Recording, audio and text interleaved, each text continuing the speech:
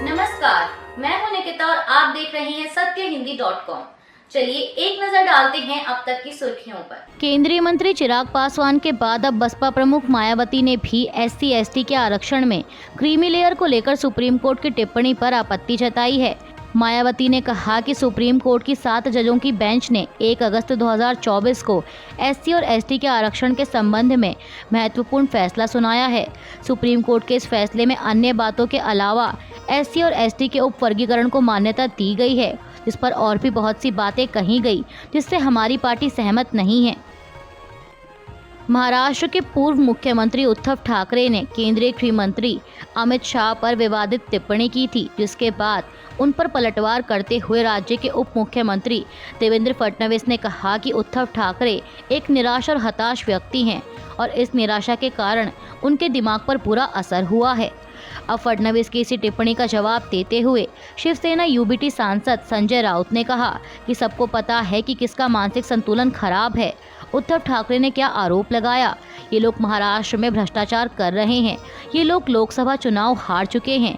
क्या यह आरोप है? राउत ने कहा कि मानसिक संतुलन की बात विधानसभा चुनाव में पता चल जाएगी।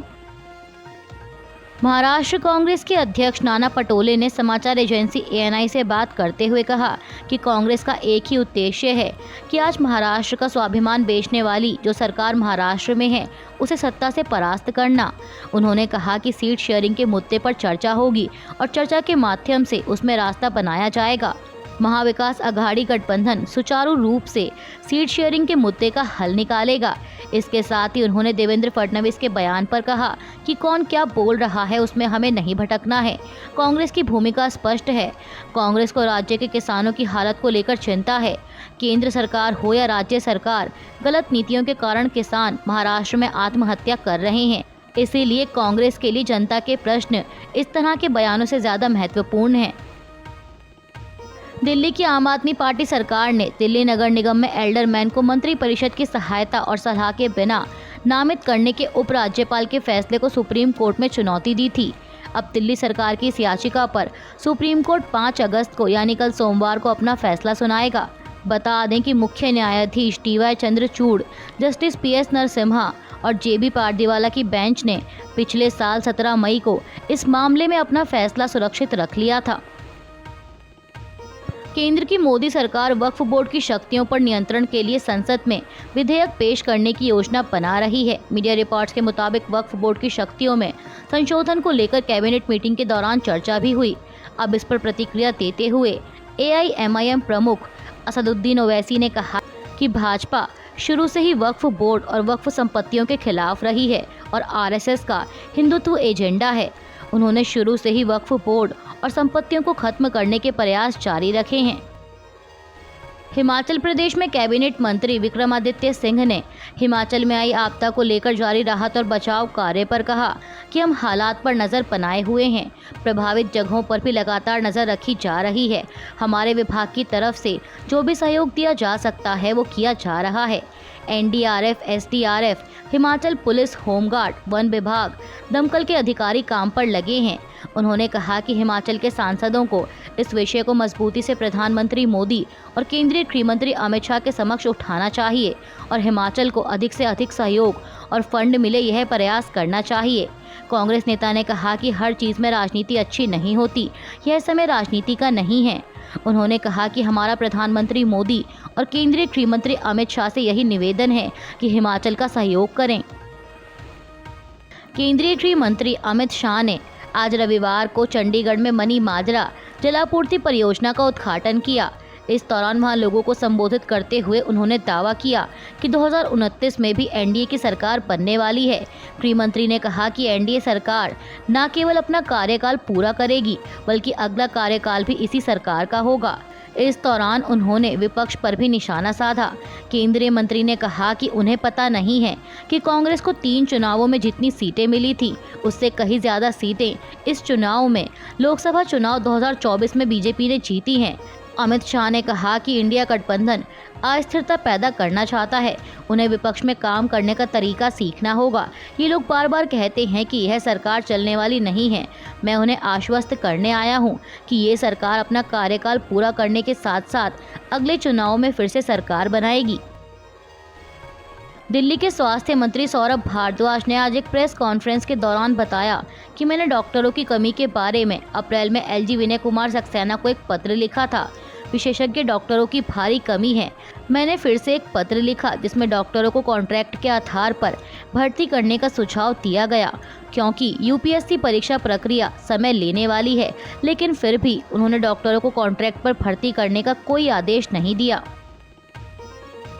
पश्चिम बंगाल की मुख्यमंत्री ममता बनर्जी ने आज रविवार को कहा कि उन्होंने झारखंड के अपने समकक्ष हेमंत सोरेन से बात की है और उनसे पड़ोसी राज्य के बांधों से पानी छोड़े जाने के मामले पर गौर करने का अनुरोध किया है।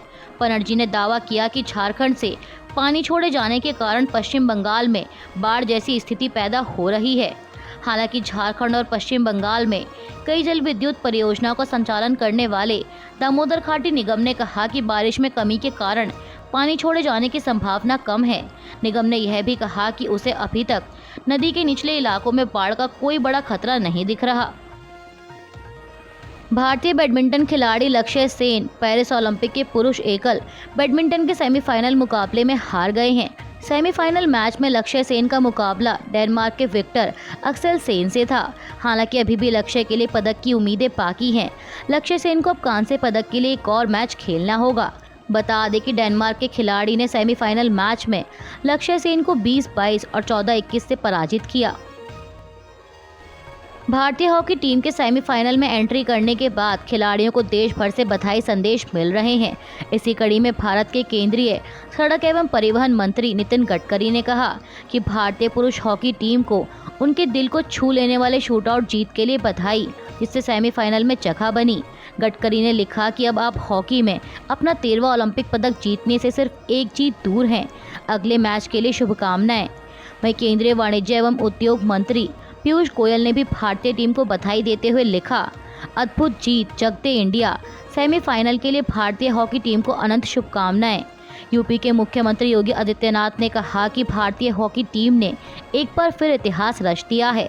भारतीय हॉकी टीम ने ग्रेट ब्रिटेन को हराकर ओलंपिक के सेमीफाइनल में जगह बनाई है। सभी खिलाड़ियों और हर गौरवान्वित भारतीय को हार्दिक बधाई। यह ऐतिहासिक उपलब्धि हर भारतीय की है। यह विजयी यात्रा जारी रहे। जय हिंद। पेरिस ओलंपिक में भारतीय टीम हॉकी के क्वार्टर फाइनल में ग्रेट ब्रिटेन को बेहद कड़े मुकाबले में हराकर सेमीफाइनल में पहुंच गई है। आपको बता दें कि खेल के आधे समय तक मैच में दोनों तरफ से एक एक गोल किया गया था। भारत की तरफ से पेनल्टी कॉर्नर को गोल में बदलकर हरमनप्रीत सिंह ने मैच का पहला गोल किया। वहीं ब्रिटेन के ली मॉर्टन ने अपनी टीम की तरफ से गोल कर मैच बराबरी पर ला दिया। यह मैच पेनल्टी शूटआउट तक पहुंच गया था, जिसमें भारत ने 4-2 से मैच में जीत हासिल की। इंटरनेशनल हॉकी फेडरेशन ने भारतीय टीम को क्वार्टर फाइनल में जीत की बधाई देते हुए अपने आधिकारिक एक्स हैंडल पर लिखा कि कप्तान हरमनप्रीत सिंह और गोलकीपर श्रीजेश के शानदार प्रदर्शन की बदौलत 10 खिलाड़ियों वाली भारतीय टीम ने शूटआउट में ग्रेट ब्रिटेन को हराकर फाइनल में जगह बना ली है।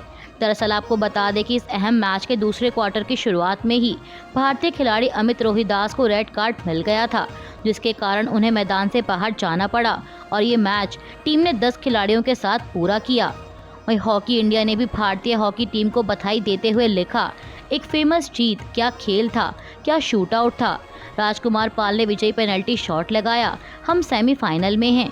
केंद्रीय मंत्री चिराग पासवान ने SC/ST में क्रीमी लेयर के बारे में सुप्रीम कोर्ट की टिप्पणी पर कहा कि सुप्रीम कोर्ट की जो ऑब्जर्वेशन है उस पर हमारी भी असहमति है और इस असहमति को हमने प्रमुखता से दर्ज किया है। इस बात से हम स्पष्ट हैं कि अनुसूचित जाति का आधार छुआछूत है, इसका शैक्षणिक या आर्थिक आधार नहीं है। ऐसे में इसमें क्रीमी लेयर का कोई प्रावधान नहीं हो सकता, क्योंकि आज भी उदाहरण एक दलित युवक का दिया जाता है जिसे घोड़ी चढ़ने से रोका जाता है। कई ऐसे बड़े नाम हैं जो बड़े पदों पर हैं, लेकिन उनके भी मंदिर जाने के बाद मंदिर को गंगा जल से धुलवाया जाता है। केंद्रीय मंत्री ने कहा कि तो आज भी भेदभाव छुआछूत के आधार पर होता है। हम यानी लोक जनशक्ति पार्टी रामविलास इस मामले को लेकर सुप्रीम कोर्ट में पुनर्विचार याचिका भी दाखिल करने वाले हैं। अयोध्या के गैंगरेप मामले पर समाजवादी पार्टी सांसद अफजल अंसारी ने कहा कि अखिलेश यादव इस विषय पर अपना वक्तव्य दे चुके हैं। लोकसभा चुनाव के बाद से उत्तर प्रदेश में जघन्य अपराधों की वृद्धि हुई है। अब सवाल ये है कि अयोध्या की घटना को इतना हाईलाइट क्यों किया जा रहा है। अयोध्या में उपचुनाव होने वाले हैं। अयोध्या के सांसद अवधेश जी के साथ उसके मोहित अंसारी के संबंध को जोड़ देना, उसने आपके या मेरे साथ फोटो खिंचवा ली हो, लेकिन अगर वह ऐसा कोई अपराध करेगा तो उस पर कार्रवाई होगी। अगर कोई अपराध करता है तो वह उसका व्यक्तिगत अपराध है और इससे किसी पार्टी या नेता को जोड़कर इसका राजनीतिक फायदा उठाना यह ठीक नहीं है। उन्होंने कहा कि अयोध्या की घटना की जितनी निंदा की जाए कम है, लेकिन क्या इसकी आड़ में गाजीपुर में 2.5 साल की बच्ची के साथ दुष्कर्म हुआ, उसका कहीं जिक्र क्यों नहीं किया गया। एक और दूसरी दुष्कर्म की घटना, उसका भी जिक्र नहीं किया गया। पहली घटना अशोक सिंह बल्लू जो हिस्ट्री शीटर और दूसरी घटना में जो पेशे से आईटी अरुण कुमार सिंह के मामले को क्यों छुपाया जा रहा है। सपा सांसद ने कहा कि वह इसलिए क्योंकि ये भाजपा के लोग हैं। अयोध्या के कथित गैंगरेप मामले को लेकर जारी विवाद के बीच केंद्रीय मंत्री गिरिराज सिंह ने विपक्ष पर जमकर निशाना साधा है। उन्होंने कहा कि अयोध्या में जो घटना हुई नाबालिग बेटी के साथ, उसे जुबान से बोलना भी पाप जैसा लगता है। केंद्रीय मंत्री ने कहा कि अयोध्या में नाबालिग के साथ दुष्कर्म करने वाला व्यक्ति मुसलमान है, इसलिए राहुल गांधी, अखिलेश यादव और तेजस्वी यादव और सारे टुकड़े टुकड़े गैंग की जुबान बंद है। उन्होंने कहा कि जब भारत के सनातन पर चोट करनी होती है तो ये सब एकजुट होकर सनातन को तोड़ने में लग जाते हैं। उत्तर प्रदेश के अयोध्या में 12 साल की बच्ची से रेप के मामले में समाजवादी पार्टी लगातार राजनीतिक दलों के निशाने पर बनी हुई है। मीडिया रिपोर्ट्स के मुताबिक सपा नेता मोहित खान पर नाबालिग लड़की को नौकरी का झांसा देकर उसके साथ रेप करने और किसी को बताने पर जान से मारने की धमकी देने का आरोप है। इस मामले में दर्ज की गई शिकायत के मुताबिक मोहित खान ने लड़की को पापड़, बिस्किट वगैरह का लालच देकर अपनी बेकरी में बुलाया और उसे कोई नशीली दवा खिलाकर कथित रूप से उसके साथ रेप किया। मोहित और उसके कर्मचारी को 30 जुलाई को गिरफ्तार कर लिया गया था और उसकी बेकरी भी सील कर दी गई। इसके अलावा उसका लाइसेंस भी रद्द कर दिया गया है और बेकरी में बन रहे सामानों का भी सैंपल लिया गया। अभी के लिए बस इतना ही। बाकी की खबरों के लिए जुड़े रहिए सत्यहिंदी.com के साथ।